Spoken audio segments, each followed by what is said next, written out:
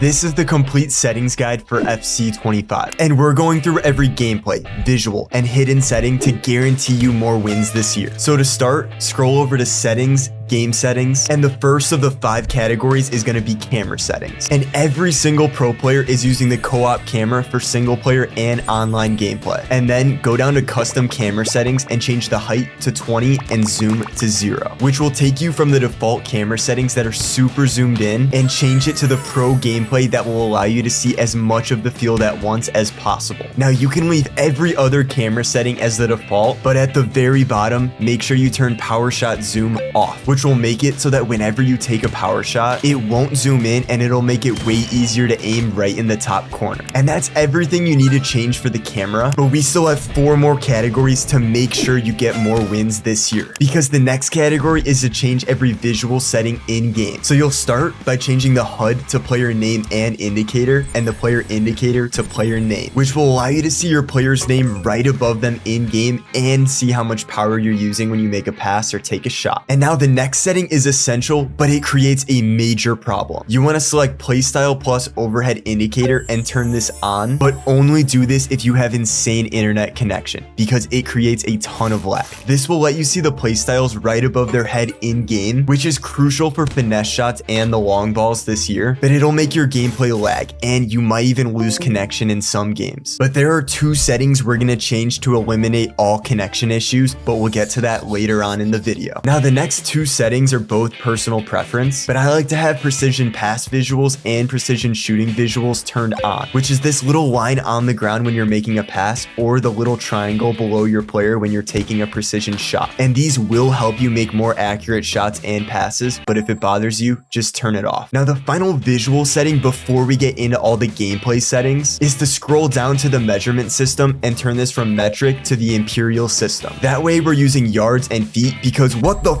is a kilometer? America's #1. But that's all the visual settings this year. But now we're getting into the actual gameplay settings that will affect how your players play in game. So the first setting to change is to scroll over to gameplay and start by changing your preset from the default to competitive, which are the same settings you'll use in all online gameplay like Rivals or Foot Champs, so you might as well just turn this on. Which will bring us to one of the most important settings you have to change this year, and that's shot assistance. And for the first time ever, pro players are required to use precision shooting this year, but it is insanely difficult. So unless you're a pro player or competing in FC Pro, you're going to want to change this from precision to assisted. And even though this will make your shots far less powerful, it will make them 50 times more accurate, making sure every single shot is at least on target. But this next setting is going to help with the power, and that's turning time finishing on. And time finishing will make it so that if you can green time every shot, it'll have the same power that precision uses, but with far more accuracy. But there's a way that you can turn this little bar on so that you can green time every single shot, but we'll get to that later on in the video. Now go back into gameplay settings, and under passing, make sure everything is set to either semi or fully assisted so that you have as much help from EA as possible. But the next setting that you have to change is to turn defending from tactical to advanced defending, which will allow you to manually choose between pressing circle to do a standing challenge, square to do a slide tackle, or holding down X to do a shoulder challenge and completely body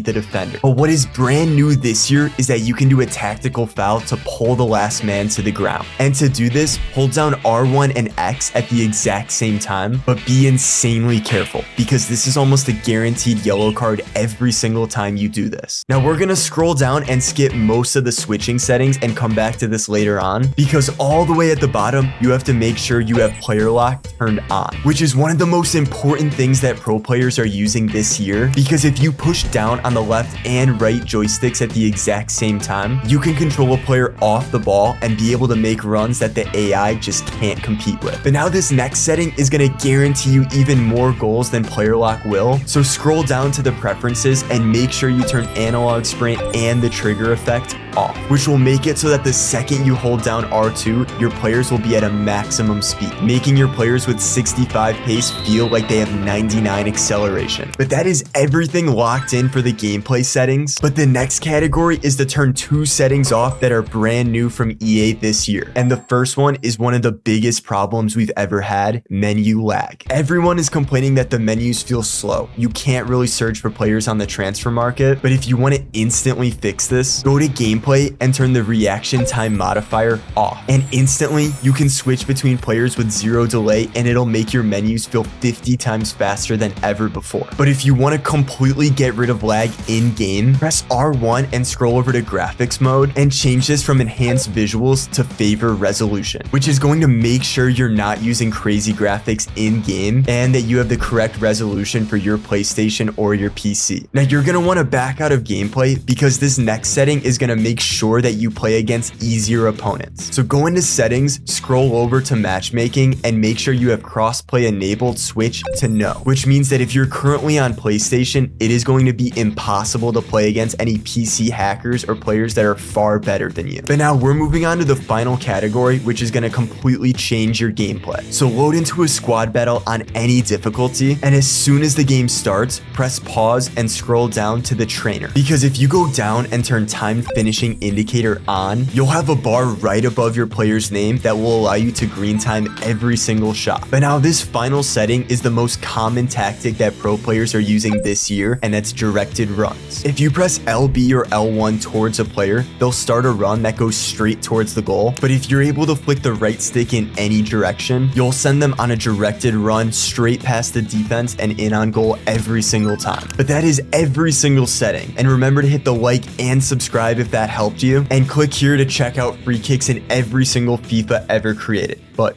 peace.